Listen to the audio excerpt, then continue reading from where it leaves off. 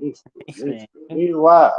We are live, two guys in a wrestling podcast here. The host of the show, the host with the most, baby, Mike Maverick, and of course, the shit on my shoulder, watching a Disney movie, Joel. Disney? No, they don't own this. No, you're the cartoon guy. I'm the cartoon. Fuck you. I watch anime, bitch. Oh, I'm sorry. It's anime. What is anime? What's it short for? Animation. What's a cartoon? Okay, first of all, I don't watch Disney. Fuckface. Since when? Really? The only time I watched Disney was for Spider-Man. Yeah, I did watch it for WandaVision. I thought that show was cool. Yeah. WandaVision. And so far, I have watched a couple of episodes of that show, Loki, and I like it. Loki's pretty good too. I will give Loki props on that one. I didn't do the what was it, Winter Soldier, and I didn't watch Winter Soldier. Winter Soldier Eater. Yeah. Eater. So now you're thinking about Black Panther, or not Black Panther, but Black Widow. July 4th, people. July 4th. Oh, yeah, it has been actually, the day's been all right. Yesterday sucked. I had a fucking migraine on it.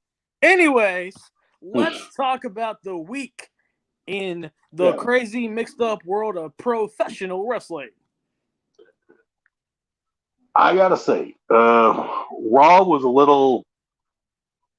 Dude, Raw has been not Raw for the last couple of weeks. Yeah, it's been, but SmackDown, it's starting to hit a gear. And here we go with Nelson Mania. It's an animated version of the Masters of the Universe for Netflix, and I think it's supposed to start on the 20th. That one I might watch it just for the nostalgia. So Nelson, are you gonna watch the Masturbators of the Universe? That's that new movie that came out yesterday. It's pretty good from what I've been told. You would know about Masturbators in the Universe, would you? First Just of all, card carrying member of the Band of the Hand. What? You're not only a member, you're the founder. I'm the founder of that.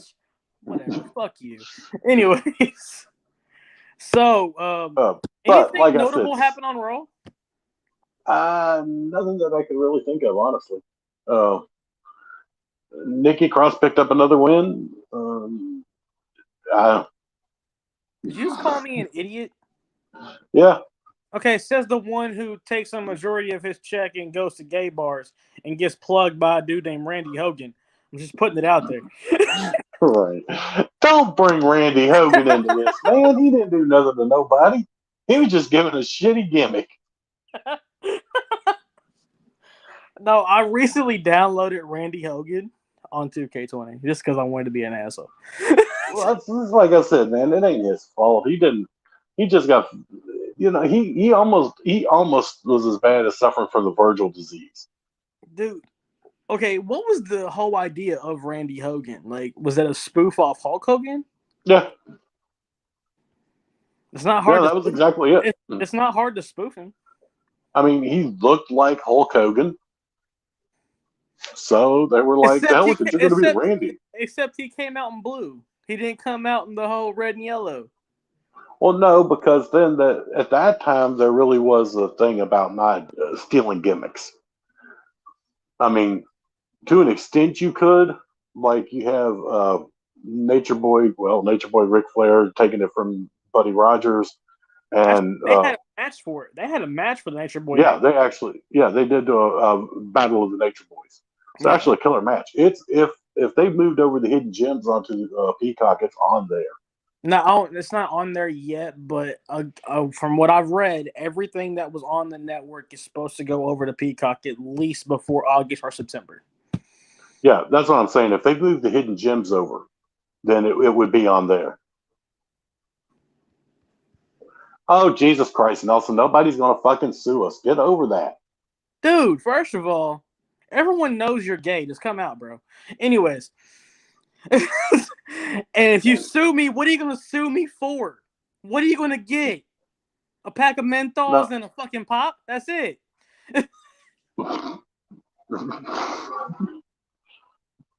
But anyway, yeah, and then you had Buddy Landell taking it over from from well, actually, he didn't take it over, but he kind of forced himself into the whole scene in the Carolinas, coming in as Nature Boy Buddy Landell, which at that time was like, holy what the, this dude actually came in here. And It also goes into Flair country and did it.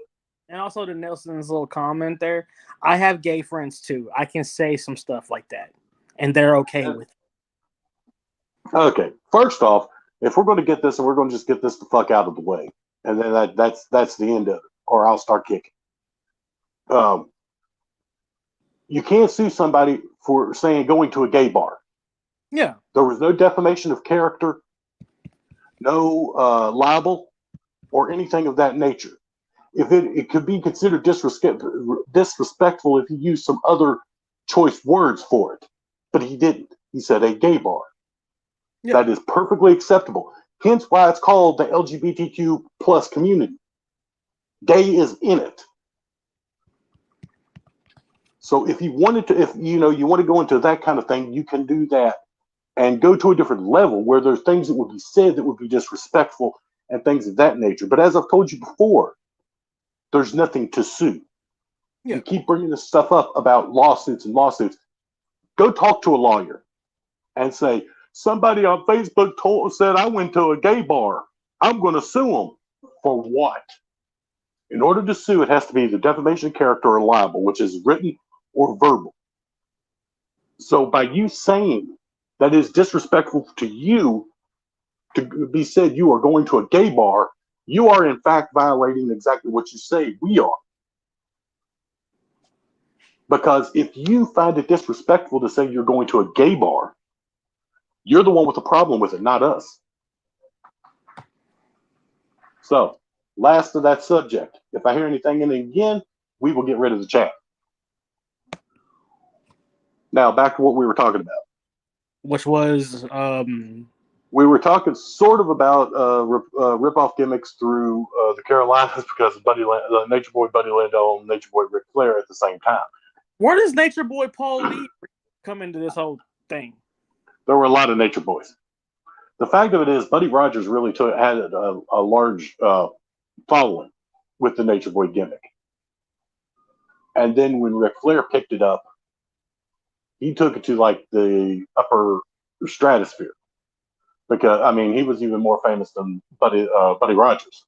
Right. So it's kind of the same thing with, people trying to get what is hot.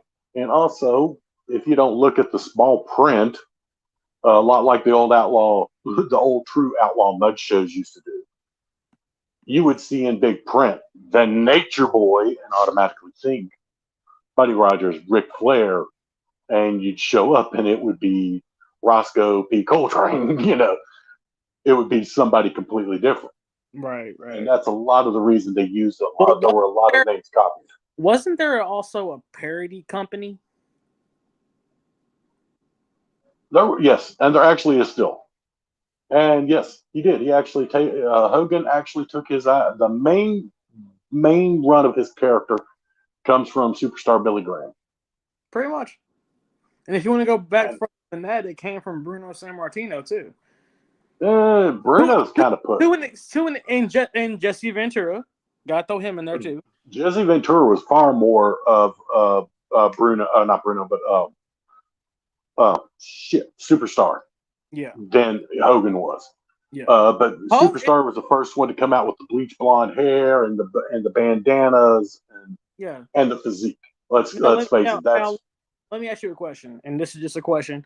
Why did they give Hulk Hogan the American Made theme song or whatever in WWE when his gimmick wasn't really anything that had to do with America? Because of who he won the first title from, the Sheik. I mean, it would have made sense. There was a huge fight. Not huge fight, but there was a huge thing going on with Iran, the Contras, and all of this shit then you had the Iranian heel with the belt that All-American Hulk Hogan And beating for. like it made sense for him to have that theme song whenever he did Mr. America. Right. Which, by the way, was god awful. Yeah, well, they all can't be winners. And that was definitely not a winner. But yeah, that was the main thing with. He comes out with a giant mask on his face that looks like a thong almost, with a star right here. It's like, really? I was waiting for him to come out with like a Captain American shield and just throw that damn thing. But it's a lot like this. If you think about the '80s and you think about who Hogan went against, yeah, his main rivalries in the '80s were the Sheik, the Russians. Basically, it was it was nationalities. Exactly, and exactly this is exactly what they did during the Iraqi War. He was fighting the Sheik again as an Iraqi general. Yeah, that was kind of the thing. He was the All-American guy taking on the great foreign enemy. Yeah. The fuck? Good to hear about Mark Talent. Yeah, and Sergeant Slaughter was also part of that. Thank you, Nelson. Saved freaking day on that one. Yeah, good old Sergeant Slaughter. Anyway, yes, Sergeant Slaughter was a sympathizer to the Iraqi army. That's going to be part of a new segment on the podcast called "What the Fuck Happened to You." Or I'm thinking we could also do a new segment of kids. This is why we don't do drugs. Kids, this is why we don't smoke crack. Anyways, we could do an entire segment on that. I mean, look at everyone in ECW. I'm just putting it out. Actually, did you? Oh man, I saw one of the old Austin promos, and he was. Oh my god, dude, he was fire. You could not tell me he was not drunk as hell doing half of those. No, he was actually in the ring on a ladder. Oh, I seen that one. Yeah. He's like, this isn't. He's like, unlike WCW, they wouldn't let me climb the ladder up there. Yeah, the runs of success. Yeah. He's like, I'm sitting there and I look over here and I see nothing but two jabronis, and from my experience, a $5 piece of ass. I'm talking to a woman. I was like, damn. Dude, basically, he's like, I didn't get to climb the ladder to the top in WCW like this. Now, right. What I see all the way up to the top, I look down, I see two jabronis, and from the places I've been, about a $5 piece of ass. Oh man, yeah, he was vicious, but damn, those were good promos. Dude, what about Cena's promos to Roman Reigns? Damn. Cena has always been one of the best promos in the business, hands down. I mean, love him or hate him, it don't matter. Cena has always been one of the best promos in the business. That promo with Edge and Lita. Oh God. I shook her hand and she gave me gonorrhea. I was like, damn. Tell how you really think. Right. Yeah, he was fire. Yeah. He always was. Yeah, and the way that promo started was it's a great story. Boy meets hoe. But did you see the one I posted the other day from Triple H? Oh God. Where Stephanie's like, he just doesn't measure up. But he's like, it's not that I don't measure up. It's like even the 747 looks small when you land it in the Grand Canyon. What about Jericho's promos on Stephanie? That's still to this day resonate through the garbage bag hoe thing. Right. They will still chant that for her even now. That's been what, 25 years? Yeah, but there was this one promo, I think it was at SummerSlam 01. And he was like, you always remember your first time. Let's take Stephanie McMahon Helmsley, for instance. She remembers her first time. I'm sure it was very magical with Stephanie and the captain of the football team. And the basketball team. And the sewing club. And the Latin club. And even for Roloff, the foreign exchange student. Oh, man. Those were that. That's what is missing from wrestling. But at the same time, who? What? Oh, Lita. Oh, okay, now you make sense. Now it makes sense about Lita not kicking John Cena's ass. Lita? Okay. I don't think Lita could kick John Cena's ass. Mm. Maybe she can. I've always liked Lita. Lita was hot. I'm sorry. Yeah. Like, and then she had that lucha libre style. Dude, seeing a chick come out wearing those hip hugger pants and stuff, Falling up out of the back and doing the moonsault with the tattoos, I was like, hold up. I'm and on that day, the Band of the Hand was founded. On that day, I closed the door and I was like, Mom, don't bother me for 5 minutes.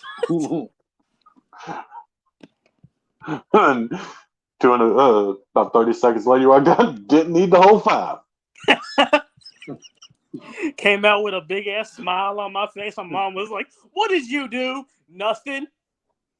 I was learning new wrestling moves. Yeah, I was doing the 5-knuckle shuffle. Before the 5-knuckle shuffle was even. Yeah, you invented the 5-knuckle shuffle. There you go. I invented the Super Cena too. Yeah.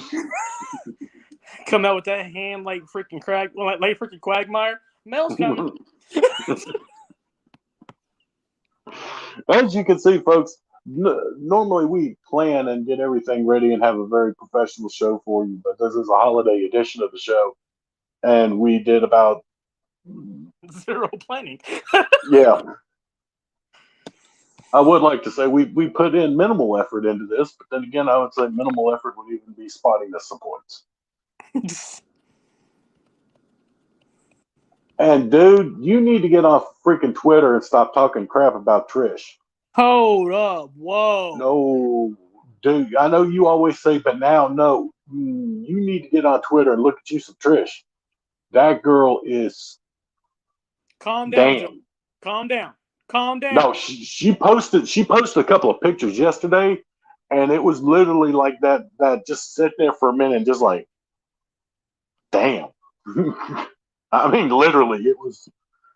that girl is freaking can we get back to some gorgeous now. Of wrestling? Hey, we're talking about wrestling. We're still talking about wrestling. So, but seriously, she is like, I mean, Lita looks like Lita, but Trish looks like stupid freaking hot right now. I actually did watch AEW Dynamite. I tried, but I had enough of a headache yesterday. I didn't want to make it worse. They're setting up for a Kenny Omega versus Hangman Page match. Well, I would say yay, because and I feel there's one thing that I hate more than anything in wrestling, and that is wasted potential. AEW had the potential of being great, and they have screwed it up. Omega has the potential of being great, but he half-asses it and does his weird little performance theater opera bullshit. And that's what about the Triple H mustache though? We have to talk about it. He came out with the Triple H mutton chops from like circa 2006. Okay. Now this one, I'm going to get on my soapbox here for a second. We're going to get all dusted up. We're going to do this then. I'm so tired of the AEW marks bitching about everything WWE. And, well, Triple H does this and they push this person down our throat and they do this. What the hell is AEW doing? If you're not a friend of Cody Rhodes or Kenny Omega or the Elite or whatever the fuck they call their little circle jerk stogie biscuit party, you're not getting anywhere in AEW. Unless you freshly come from WWE. And then they sit there and, well, Triple H used to bury people. Motherfucker, Kenny Omega's got a damn shovel shoved up his ass because he's done nothing but bury 2 companies for the past fucking 6 months. That's 3 companies, if you count. 3. Yeah, excuse me, 3 companies. Forgot AAA. So they come out mocking the WWE and mocking Triple H and mocking the McMahons and all of this.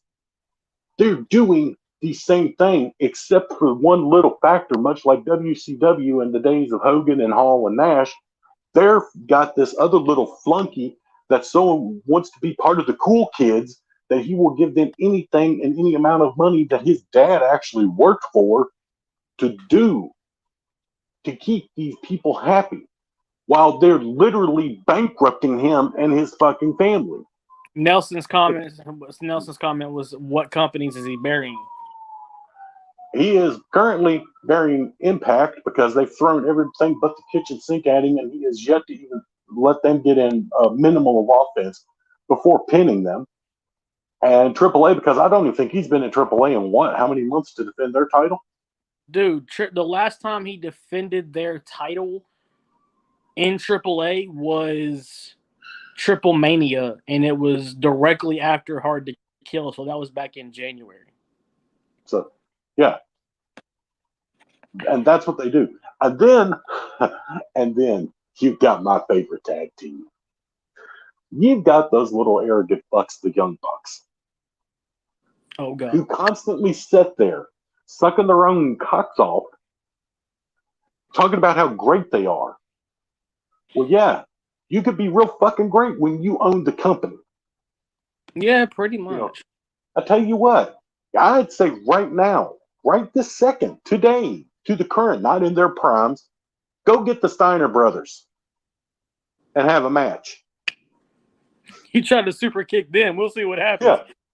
Yeah, we'll see exactly what happens. Just tell them, just look at them and go, we're not going to sell anything. Because the Steiner brothers will look at you and go, oh, we'll make you sell. You're going to sell. Because the Steiner brothers would rip them apart. Even now, after, Mr. Bad Heart Condition and real estate agent.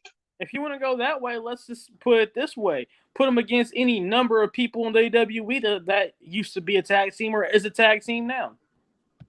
I guarantee you the freaking New Day tear them apart. Viking Raiders, War Machine. Street Profits to tear them apart. Right. That's what they got on this thing. They got on this thing with Twitter, and they're like, greatest tag team, better than this, better than the Legion of Doom. It's like, son, you ain't even started to scratch the surface of that. Just they because aren't even in the top 25 best tag teams. You want to know why they're doing this crap? Honestly, no, they're doing it for Jim Cornette. Pretty fucking much. And also, you're not gonna. And the reason why I said that they're better than the Legion of Doom is because they've held the PWG tag title, the Ring of Honor tag title, the IWGP tag title, the AEW tag title. Good for flipping dipping you. These guys were NWA tag champion, WCW tag champion, WWE tag team champion, IWGP junior and heavyweight tag team champions. They pretty much did it all. AWA tag team champions. They pretty much invented tag team wrestling. Wrestling, pretty much.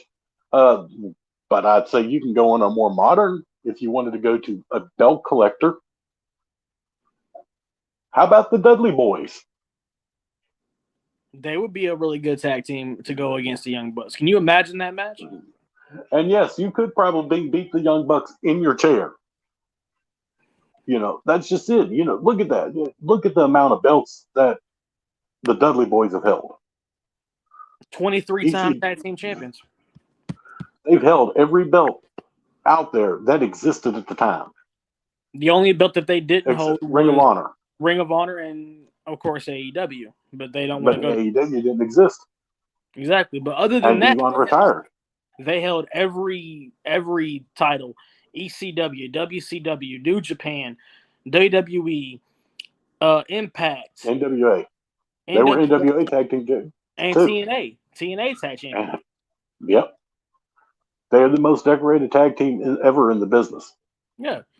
And I'll go one even better, and I'll throw a hodgepodge tag team together. Let's say Raven and Dreamer. I guarantee you the Young Bucks wouldn't beat them. Only if they decided they were going to do the job.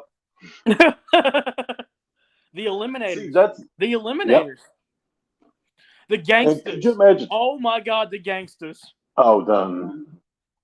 They may have actually got up to 30 because I know they went on a right No, before they made it their was 20. It was 23. It was 23. 23. It's still 23. Yeah. They I may know have they went got. on. They may have won the. They no, because they didn't win the tag title when they came back to the AWE. So it's still 23.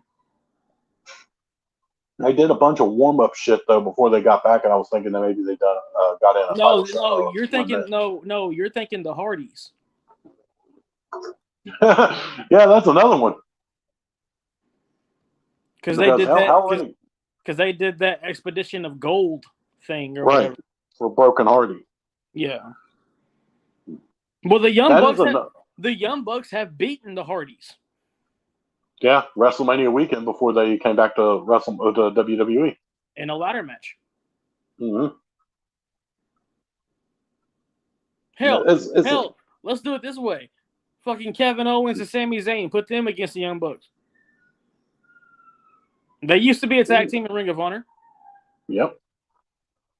But let's look. I don't even think they break the top 5, and I mean literally don't think they break the top 5. Even if you go like actual related tag teams, no, where you got like the Steiner brothers, Harlem Heat. You know, those were actual brothers. If you want to take out the whole related part to it, they wouldn't break top 5 because you have the Brainbusters, you got Midnight Express, Rock and Roll Express, the Rockers, the Legion of Doom, the Heart Foundation, the original Heart Foundation, Demolition, and the New Age, Demolition, New Day, New Age Outlaws, Edge and Christian, the Hardy Boys.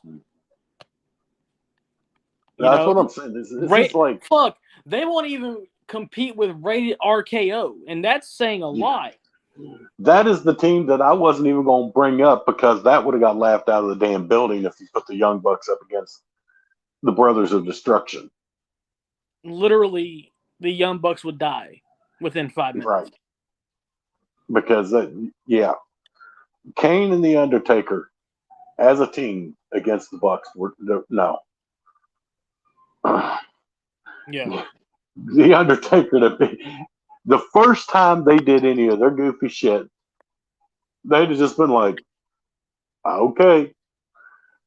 And then it would have been back to let's talk about they're getting beat. Let's talk about dream tag teams. Dream tag teams that we would love to have seen as kids or whatever. Who would you have loved to have seen be a tag team? Yeah, that is actually good because they were big on tag teams, especially when I was younger. They were the big thing, especially in the Southern. So you saw most of them. You had like Arn and Ric Flair had tagged together. I don't think they ever held titles, but they tagged together because what about this for a dream team? Ric Flair and Dusty Rhodes. Yeah, you did have that would have been good. I mean, and we did have the team of Ole Anderson and Dusty Rhodes. That was a great team. Now, a dream team from my era of wrestling that I grew up in. Damn, that's hard. Hold on.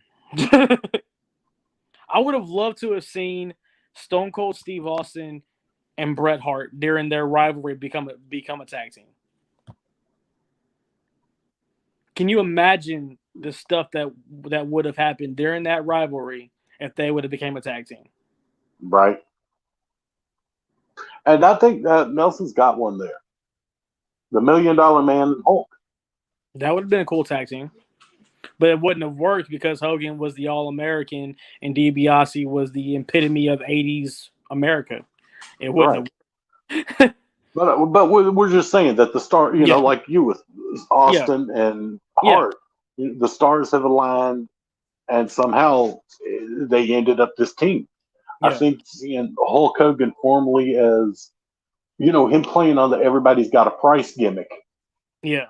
And him finally. Now, Ted DiBiase could do the whole thing of, well, we have a match with Hogan, and the stipulation is if I beat Hogan, I get his contract or whatever the fuck, and we could play with it a little bit.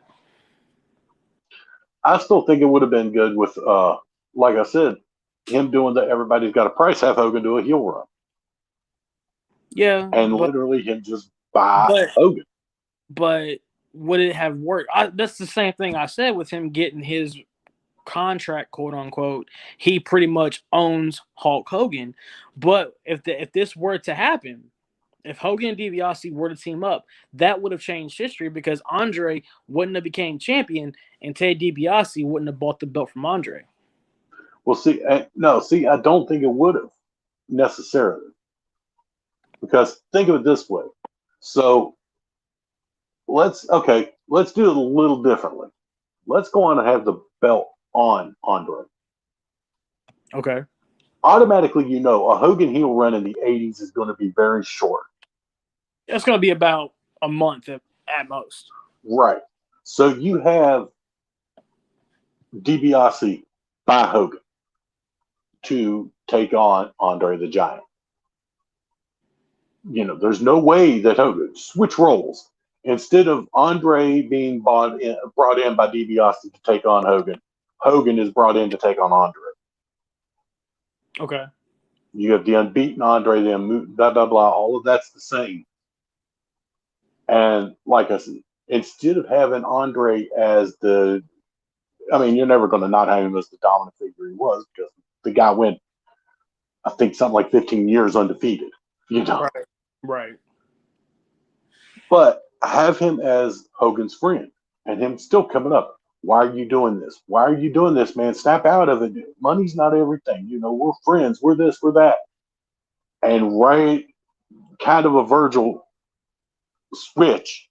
DiBiase's in there. Hogan has body slammed the Giant. It's all over but the crying. One, you know, or DiBiase's yelling, pinning, screaming, all this. You work for me. I own you now. Da da da.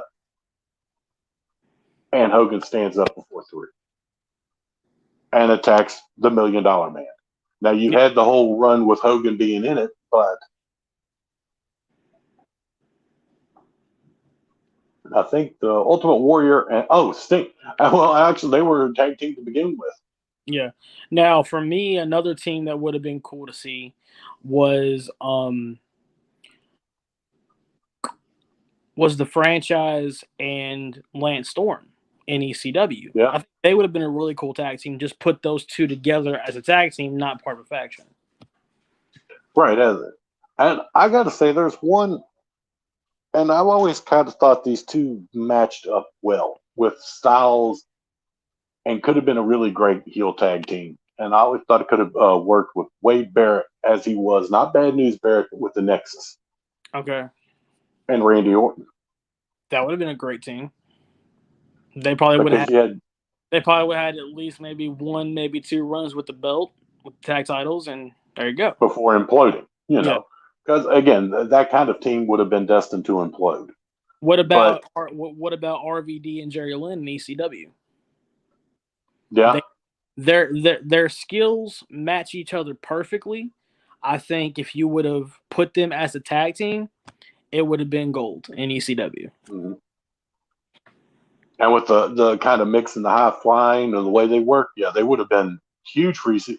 Actually, I think they even worked in WCW or WWE if Lynn had come in off. Yeah. Well, Lynn was already in WWE during the invasion. Yeah, but they weren't really using him. Yeah, he was the light heavyweight champion, and he was on Sunday Night Heat. Rhino and Taz, that would have been a good team. That would have been, yeah. Rhino and Taz would have held, and I think that's another one that would have worked in WCW or WWE too. Yeah. Except everyone got pissed off at Taz for being popular before Vince McMahon made him popular. What about Vader and Kane?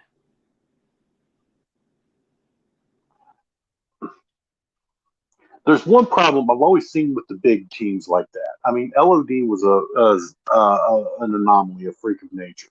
Yeah. I've always seen kind of the who sells with the big teams. Yeah. You know what I mean?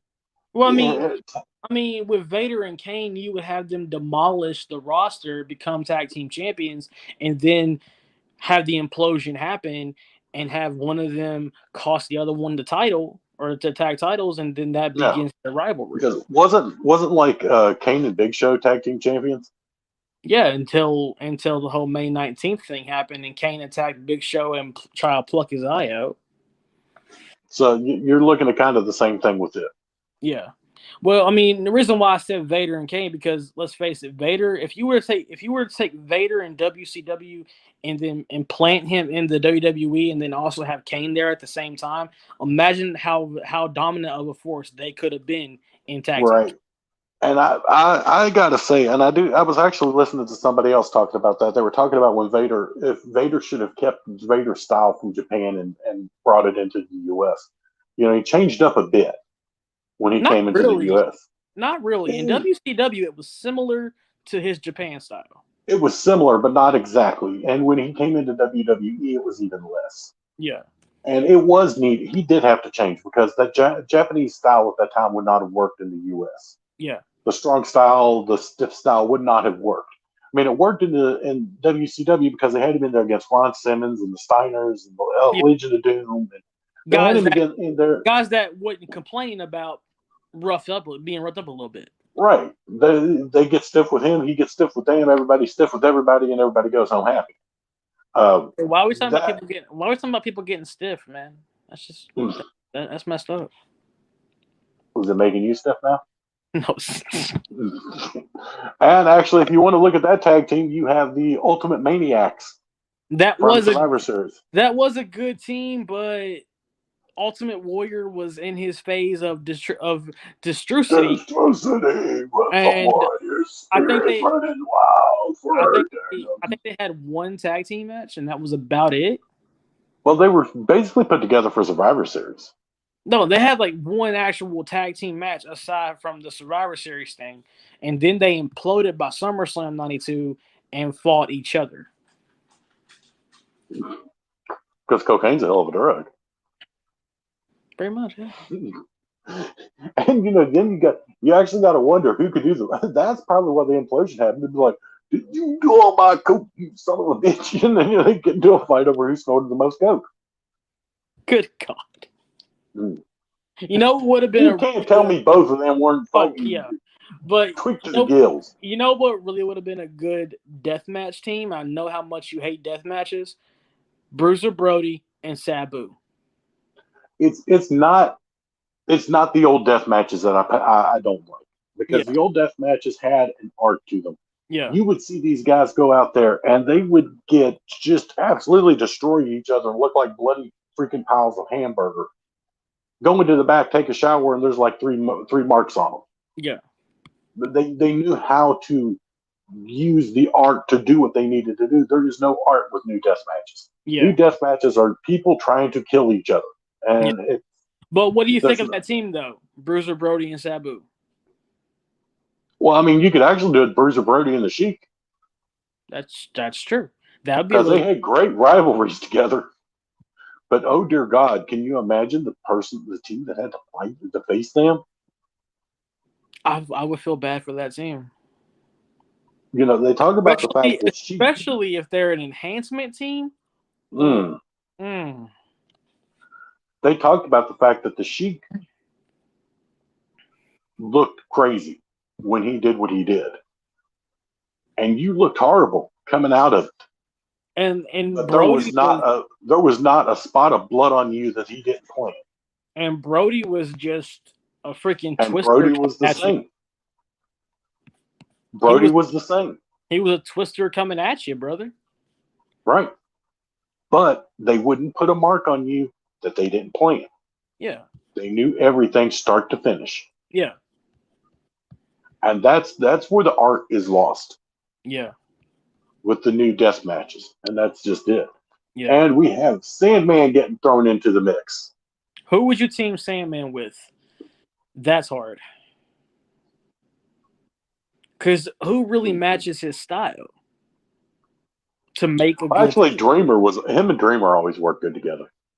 Yeah, but they were already, we're talking like dream teams, not it was already done. I would say have an Oddfellas. I would say Raven and Sandman because those two were never a team. No, I would go Oddfella. I would go Lance Storm. That would be so... You have Mister Straight Lace, as technical as technical could be. Wrestler could probably wrestle circles around Bret Hart or anybody else ever. Yeah. And then you have Mister walking to the ring, drinking a beer, smoking a cigarette, and beating people with a kendo stick. Yeah. That And would like that it would would be have to be. amazing just to It would see. have to be one of these things to where they were like thrown together for a tournament, but there would have to be like rules enforced. Yeah.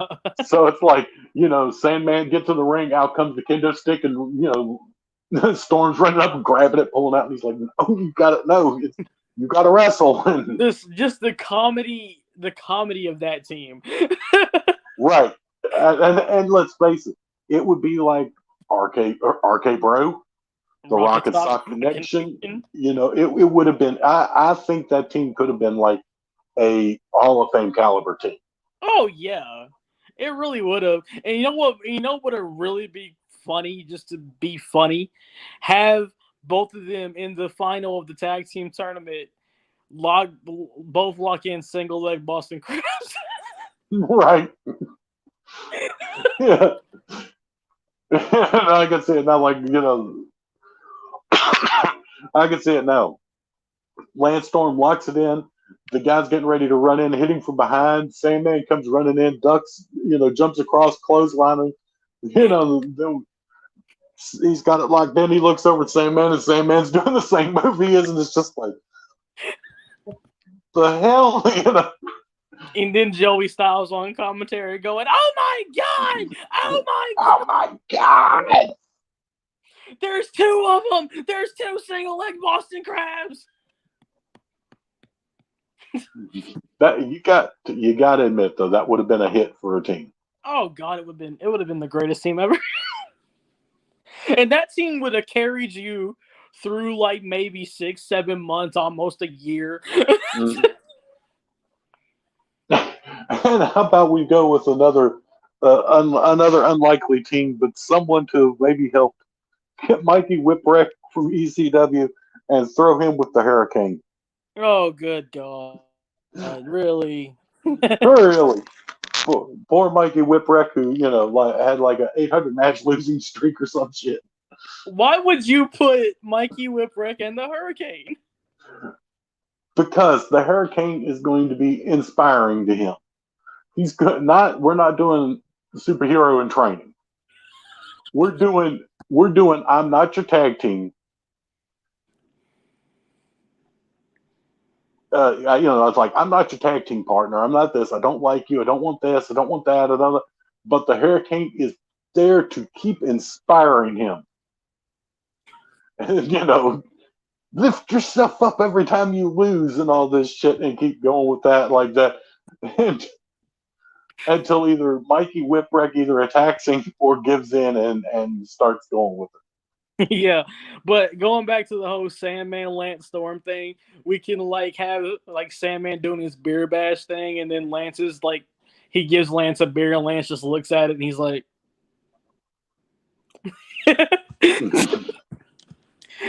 he then puts the beer down, and then goes and gets a water and does. You're right. kind of like Steve Austin with Punk. Yeah. when he was handing the beers out, and he had throw him a Pepsi, and he gave it to Punk. Yeah. And Sandman's retired, basically. Yeah, that's why he's not in WWE. He actually was in WWE through the whole ECW relaunch. He was in there for quite a while. Even when they didn't have anything to do with him, he would still show up. Vince actually likes him. Yeah. Vince likes Sandman. And it was somebody, he was like, he has the old spirit. He respects him. It was just, I love Sandman. I love Sandman. Just put that in there. But once you take away the beer and the kendo stick, which is what they did, and look at what happened. Well, he did. That's not PG. You know? Yeah, but I'm just saying. But look at what happened when you take that away, his stick away. Sandman can't work worth the shit. No, he's not. He's no good. You know, but Sandman, when he's drunk, can actually work. When he's sober, it's a drizzling shits. basically with Sandman, everyone that watched Sandman watched it for the same reason. Yeah. The seeing Inner Sandman probably get splashed with beer and watch him lick bears off some strange girl's titties in the front row. Yeah, and cane a motherfucker in the head. Yeah, and then get in the ring and cane the hell out of somebody. That was Sandman in a nutshell. And it worked. It I worked. still It remember. got him over. I mean, shit. When he made his return to ECW Hey, Tabitha. after he made his return to ECW after his little stint in WCW and did the whole beer bash thing and the titties and it was crazy. It was Right. crazy.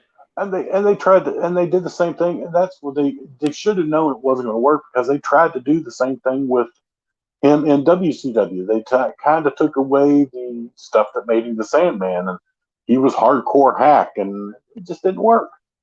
Yeah, it was hardcore hack, and he competed in that junkyard invitational hardcore battle thingamajigger that they had at Bash at the Beach. And they tried to kind of bring in the story of Raven's sister right off the bat.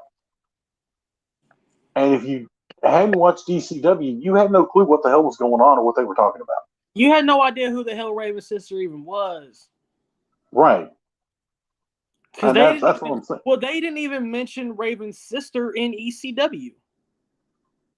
They would just he had some.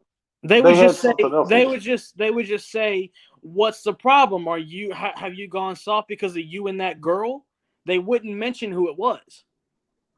Well, kind of like what they did. Trying to change it.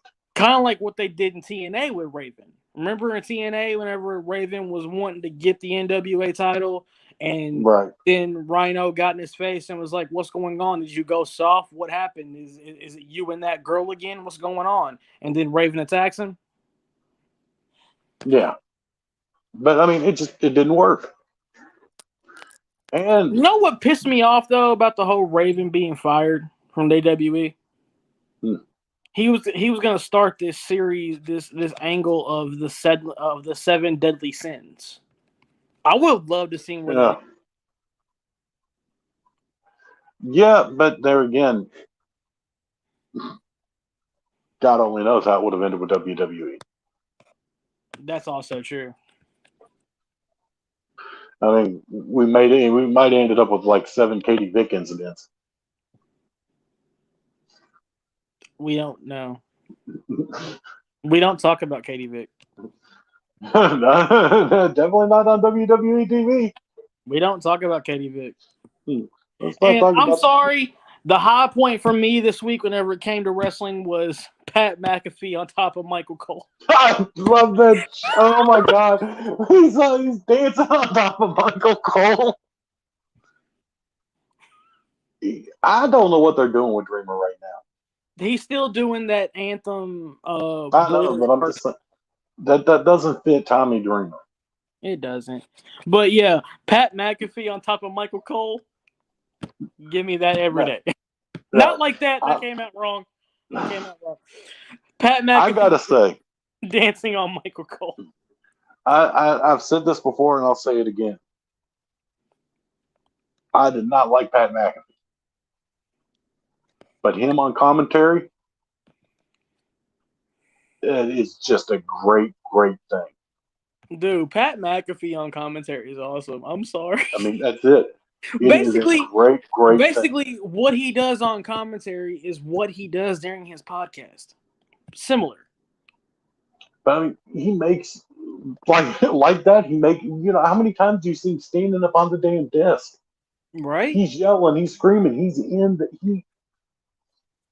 the more involved he is in it, the more you get involved because you're sitting there and you don't even consciously do it. You're sitting there watching this guy and he's up dancing on Michael Cole's head. Just bopping right on down, grinding on it, going. Yeah. Cole's like ducking under the desk. He's rocking brings out an to energy. he was rocking out to Shinsuke Nakamura. Really? How in the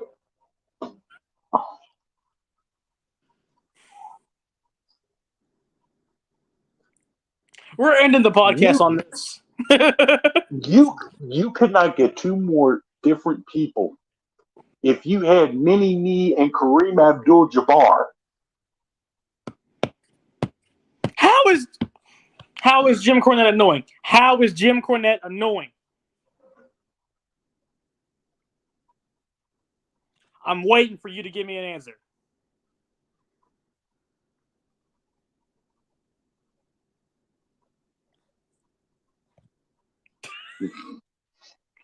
He does this. Jim Cornette is not annoying. Jim Cornette. I don't know where he even pulled this out of left field. He reminds me of. No, don't ask me. No, you done moseyed on up to this one. This is all you, buddy. Yeah, I want to know. Because so far, every reason you've given me to not like Jim Cornette, I have told you is wrong. And number one, if you say that he literally. Oh, so what side's the cookout? You need to calm down, you fat ass. Anyways, have fun. Happy 4th of July, Tabby. But anyways, Nelson, if you go on this tirade of literally what he supposedly did to Vince Russo's family, which is total and complete BS. He did not threaten to kill Vince. He did not threaten to kill Vince Russo's family. He threatened to beat Vince Russo's ass.